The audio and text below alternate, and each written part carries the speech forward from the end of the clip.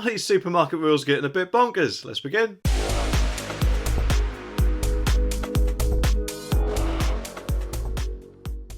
Now, of course, as far as I'm aware, Sainsbury's isn't exactly known for being cheap, is it? Well, unless you compare it to somewhere like Waitrose, in which case I'm guessing it'll probably end up being about as cheap as the pound shop in comparison. But either way, it appears that that doesn't exactly stop them from having or maybe creating some silly policies to annoy their customers, especially going by this story I found in the Daily Star the other day. It just makes me wonder why they could be doing it. Maybe it's for this reason. Well, we're going to install some chips into the eyeballs of our delivery drivers, and that way we can get more personal information about the people who shop here and also the shopping habits so we can charge them more. Well, did you know that I heard that if you click that subscribe button down there, you'll never actually be ID'd for anything again in the future? So why not give it a go? The article says that a diabetic Sainsbury's customer claims he was forced to live on scraps after a supermarket driver refused to hand over his £68 food delivery. William Wilford, who also has cystic fibrosis, says the worker demanded he show his ID despite having no age-restricted items. And he was expecting to feast on spaghetti potatoes, corn chicken and vegetables and more after planning to cope on rations until his food delivery had arrived. Now, of course, this is bound to be security, isn't it? So they make sure that the person who has ordered the shopping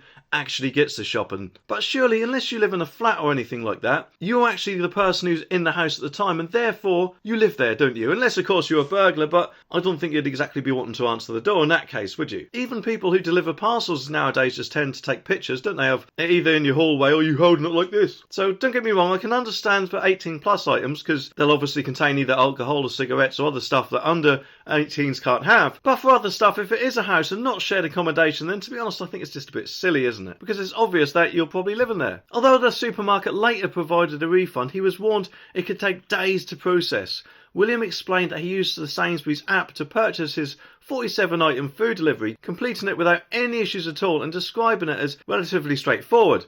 On the day of delivery, the guy placed the trays at the door and asked for a photo ID for proof of age. I was like, there's no age-restricted items in there. No alcohol, no cigarettes or anything. The driver said it was policy and he needs proof of photo ID.